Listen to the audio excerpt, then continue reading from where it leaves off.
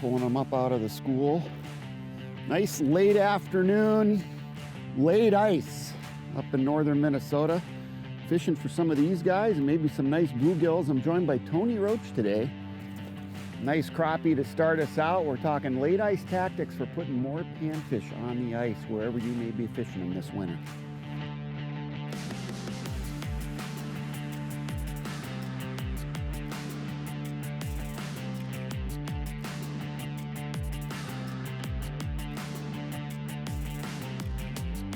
Nice Raj, we got crappies, we got bluegills, they're all moving in this area.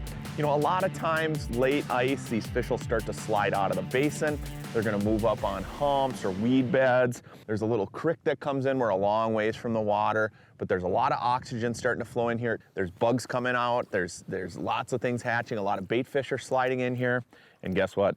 These panfish slide up here with them. Oh, that's bending you over. Nice. Oh, that's a beaut. Nice crop. Oh, geez, Tony. Awesome. I love that when the crappies, the bluegills, everything's mixed in here. That's the exciting part about late ice, is that they just start firing up. It's a good sign that spring's here, right? Oh, another nice one, Raj. Gosh, Tony, good job. I moved over here by you. I was just getting those littler ones and bluegills. You know, it's interesting too, when you're chasing panfish, let's say out in an open basin earlier in the year, they're just always on the move, right? They're moving around the basin, there's nothing to hold them. When they get up here, they get on these flats where there's structure, but they're holding pretty tight to this area. Roger was just on the other side of me, drilled right here, he's hooked up. Yeah, I mean, I'm 25 feet away from where I was catching little bluegills and smaller crappies. Moved by you just a little closer, and we're a little closer to the current. I mean, it's behind us here, but nice fish. Yeah, right up on top of this flat, fun.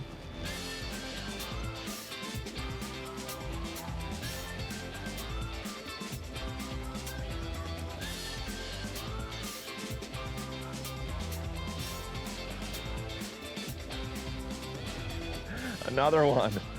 Oh, just one after another. They're just flying through here, Raj. Unbelievable. Oh, what a fun time. You just released that other one. I know. Oh, what a great time.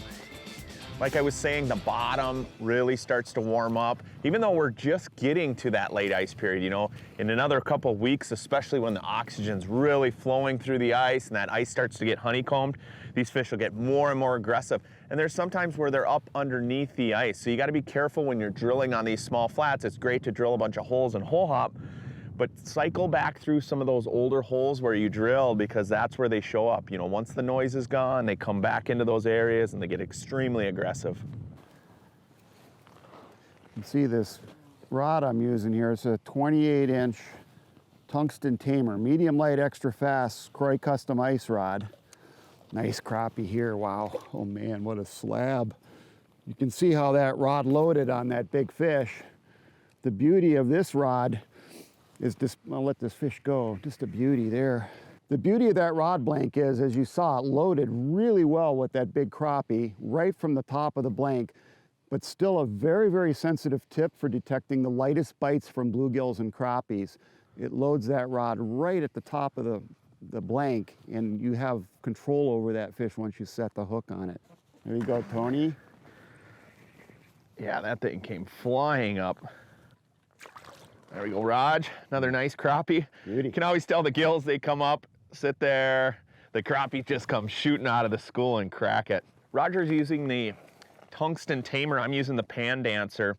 What I like about the Pan Dancer is it's a 32-inch blank. You know, it gives me a little bit extra length, especially if it's windy out here and I'm hole hopping. I like to have the length on that rod so I can keep that rod a little bit closer to the hole. And when I'm using small tungsten jigs, you've got to have that extra fast tip. You ensure to better hookup percentage by far.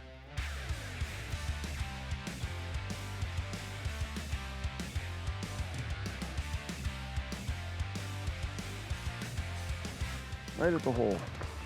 Oh, nice.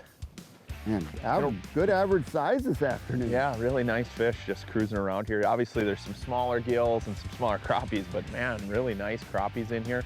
Raj is using a BMC probe jig. It's a straight-tailed plastic. I love that. Got a ton of action in the tail. They're hitting everything we're dropping in here. Look at Raj's got one. I'm liking that probe jig. Oh, this is a slab here. Holy cow. Awesome. Absolutely. Beautiful, man.